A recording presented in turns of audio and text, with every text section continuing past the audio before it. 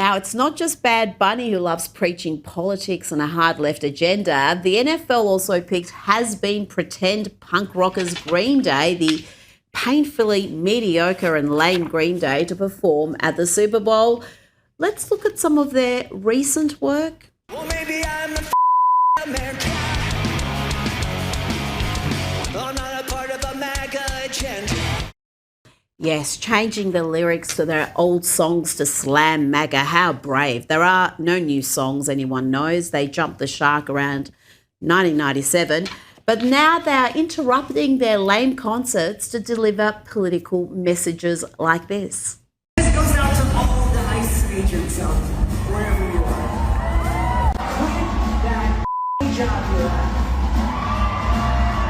Because when this is over, and it will be over at some point in time,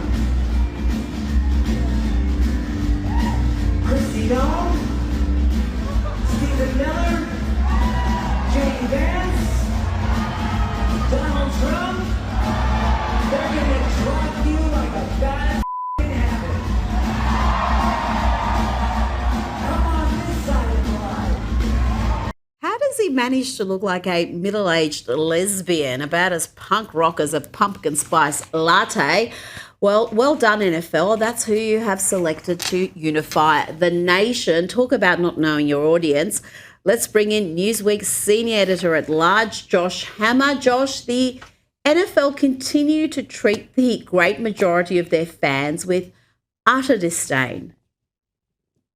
Rita, this was the most left-wing Super Bowl that I have ever consumed in my entire life. And I am a die-hard American football fan. I've been watching Super Bowl since I was, I don't know, probably 5, 6 years old. This surpassed any other one. And of course it. I mean, we have a game that was being played in San Francisco, the epicenter of the American left-wing universe.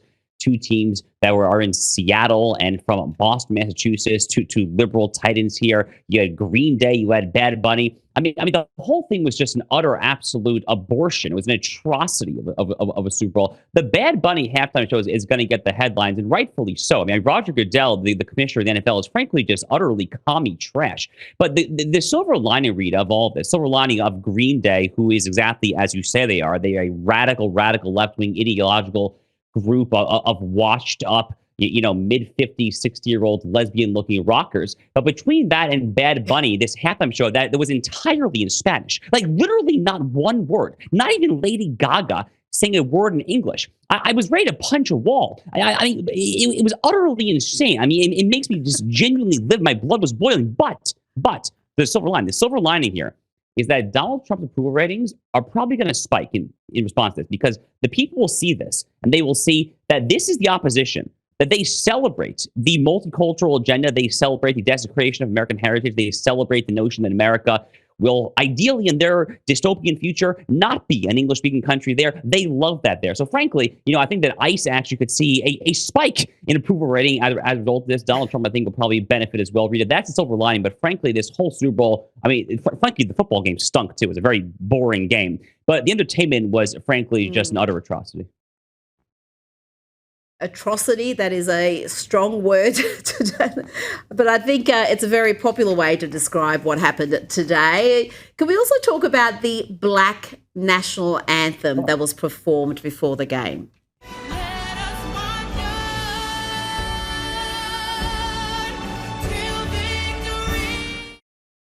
Josh, why does one demographic group have their own anthem separate to the national anthem that is for every American? Rita, one of my producers from my show texted our show chat just before the game started. He said, "I'm getting ready for the black coin toss. How about you guys?" I mean, it's just so silly. It's just so utterly stupid. Frankly, it's not the first time the NFL's done this. They've actually done this in previous Super Bowls as well. Memory serves, all since St. George Floyd, our great late martyr, died in May 2020. The NFL has been all in on the woke agenda. They have end racism and blazing in the end zones there. It's really just awful. And it makes you wonder, Rita, just what they're seeing that the consumer is not seeing, because football is like the most red-blooded American sport other than WWE wrestling and probably like NASCAR, right? I mean, the NFL football is a flyover country sport that is popular first and foremost in the South and the Midwest, in disproportionately MAGA parts of the country. I'm sure there are plenty of liberals that like football too, but I mean, just a total misreading of the audience. And when it comes to specifically to the so-called Black national anthem, can you imagine if you had a white national anthem? I mean, everyone say this is a David Duke rally, it's a KKK rally.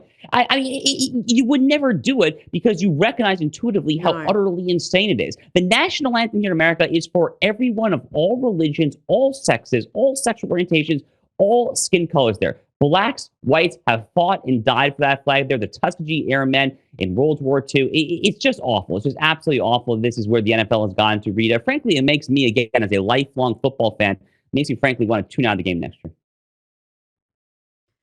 Well, I tell you, if they want to redeem themselves next year, have a country music-led halftime show. It will absolutely be brilliant if they select the right artists, and their fan base will actually enjoy it rather than wondering what in God's name is happening. Now, I'm going to do a full breakdown of all the Super Bowl craziness in tomorrow's show, but Josh, can you explain what is happening here? This is Patriots wide receiver Mack Hollins showing up to the Super Bowl.